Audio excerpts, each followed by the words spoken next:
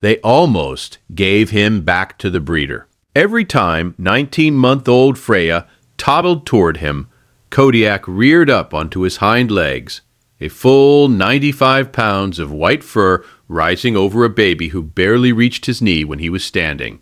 Simone Dahl had grown up around working dogs on her family's farm and knew, or thought she knew, exactly what rearing up meant in a large breed around a small child. Overstimulation, poor impulse control, a dog testing boundaries it shouldn't be allowed to test. She'd seen it before in cousins' dogs. It rarely ended well. For 3 days it kept happening. Every single time Freya headed toward the play area near the window, Kodiak would rise up in front of her, front paws lifted, and Freya would stop in her tracks, sometimes laughing, sometimes startled into stillness. "He's testing his size against her," Simone told her sister on a video call. "I love this dog, but I can't have him doing that near a toddler. It only takes one wrong moment." Her sister, a longtime dog owner herself, agreed it sounded concerning enough to take seriously. They started keeping Kodiak in the kitchen during Freya's floor time, behind a baby gate, farther from the family than he'd ever been in 3 years of living there. He didn't bark at the gate. He paced along it instead, eyes tracking Freya's every movement through the bars, ears pinned in a way Simone had never seen on him before. If you've ever misread your own dog completely, you need to see how this one ends.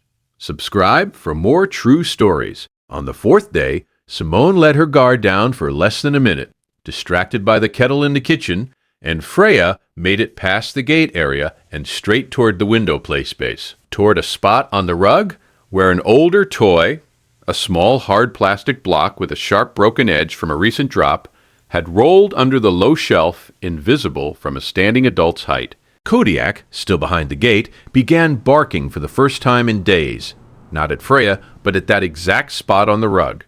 Simone turned in time to see her daughter reaching for it. It clicked into focus days later, once she'd finally let Kodiak back into the room and watched him circle straight to that same corner of the rug, sniffing every inch of it before he'd settle. A dog trainer, she consulted after the incident, explained what the rearing had actually been.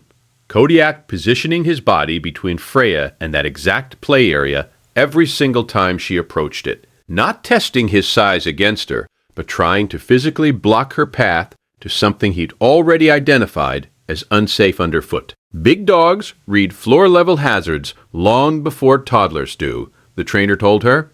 Rearing up in that spot every time in that specific location, that's not excitement. That's a block. Has your dog ever stood between your child and something you couldn't see yourself?